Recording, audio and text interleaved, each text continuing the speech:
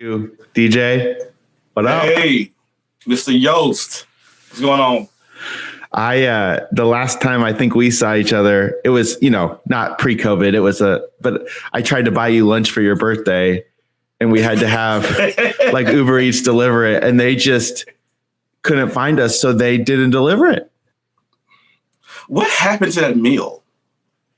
I called them and they had to try to remake it or so. It was just, yeah. It took it was like a 3-hour event where I thought, they could just, because the restaurant was a 3-minute drive from where we were. Yes. The dining room just wasn't open because of COVID. So, Yep. But anyway, I'm glad to see you. I'm going to buy you a makeup meal soon. I appreciate it, boss, man. I appreciate it. How you doing today? I'm well.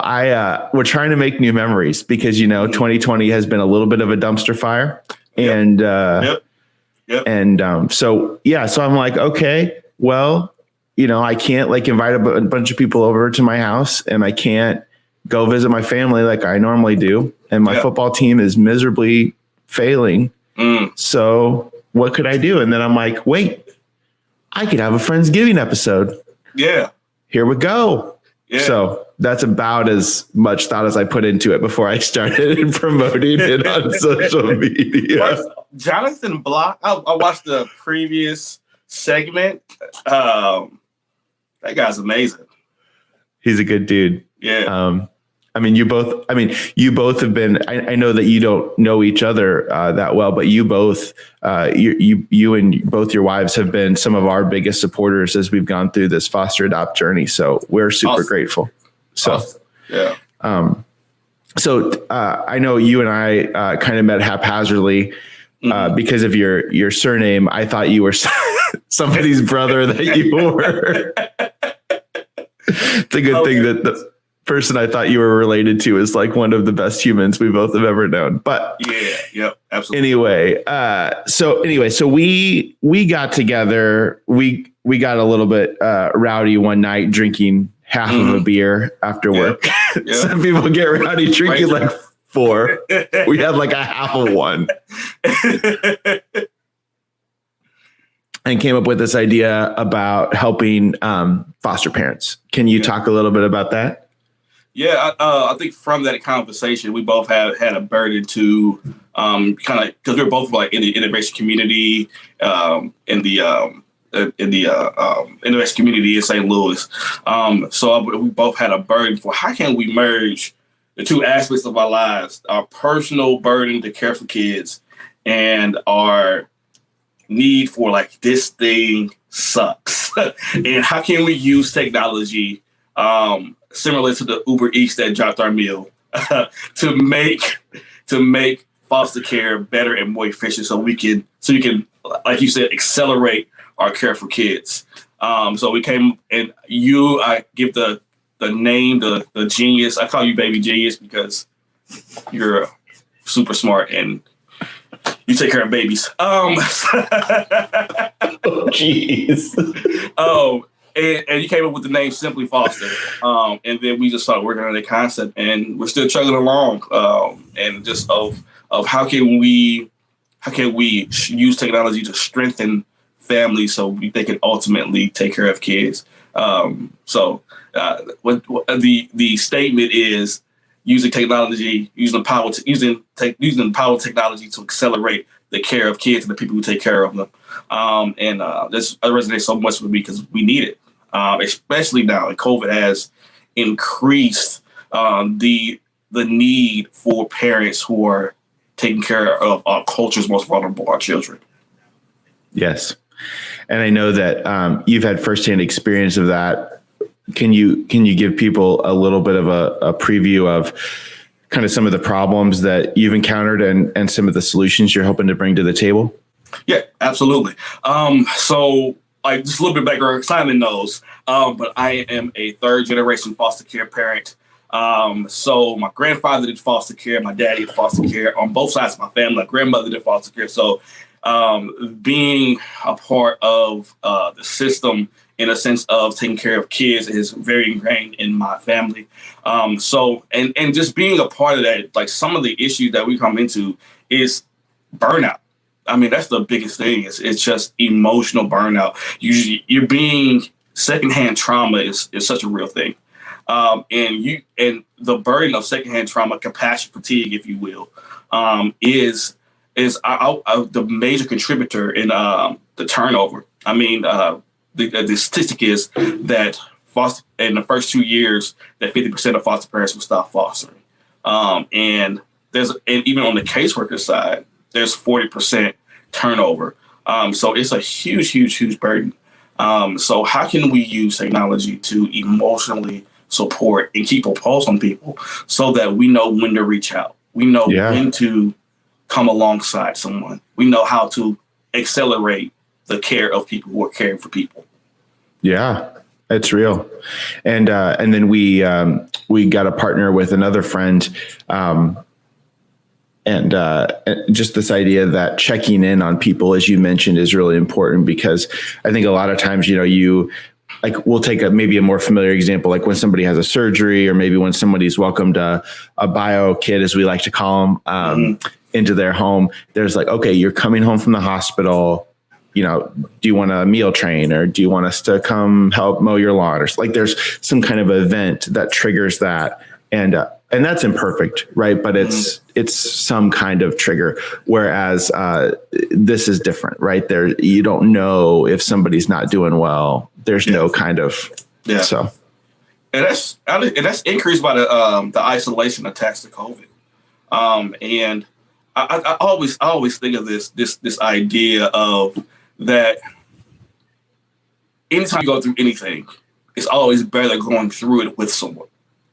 And the collectiveness of that, the power of community is such a integral thing in getting through things that are so tough, things that are, and this is one of the major contributors of COVID. It's like it isolates you from community, and community is the way you get through pain and suffering. And a lot of times, and you're choosing to go through pain and suffering with these kids. And you need someone to walk alongside with you. And how can we use technology to push that? How can we use technology to accelerate that, make that more accessible, and reduce that burden? Yeah. And so I know that you're still kind of in the pre-launch stages, but could you talk to people a little bit about what you're working on and what might be coming down the pipe? Yeah, absolutely. So we're working on MVP. Along with Simon, also have two wonderful people who also came on board, Sean and Dana. They have been wonderful in fulfilling my shortcomings are. I'm very much a heart passionate, understand the issues, and they're more so practical, getting things done.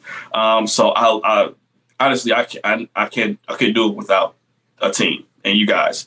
Good. And just facilitating that. And so we're having MVP. Hopefully, we're looking around probably second quarter 2021. Having an MVP out. Don't hold me to it. It's a lot post if everything it works out well with funding. So we're just pushing it down the pipeline. We're just trying to get things started so we can actually take care of kids, and that's where my heart is. That's where Simon's heart is. That's where a lot of people, and we see that it's just one thing that's kind of been on my mind, even when we talking about getting online. It's just, not everybody's called to foster care, however, I think just like a fireman, not everybody's called to be a fireman, but everybody is called to understand and prevent fires.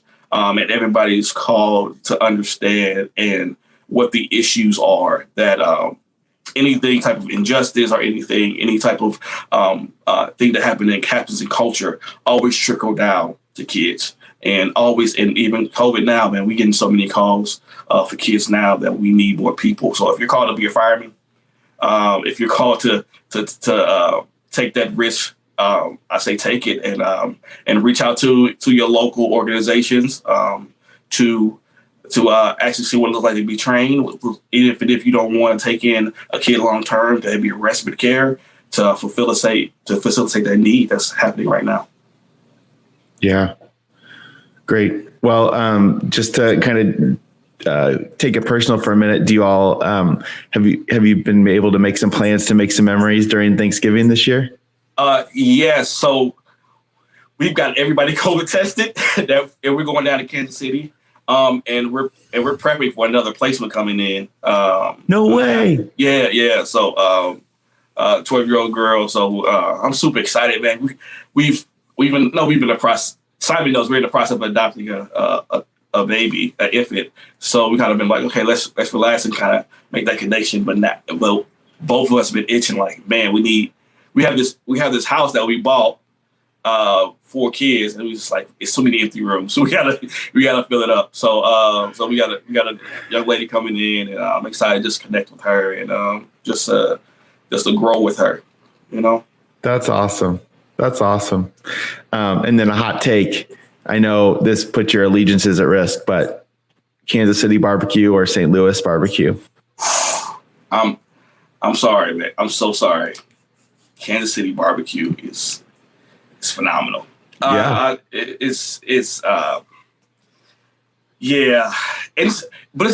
I think it's just like with anything, it's where you go.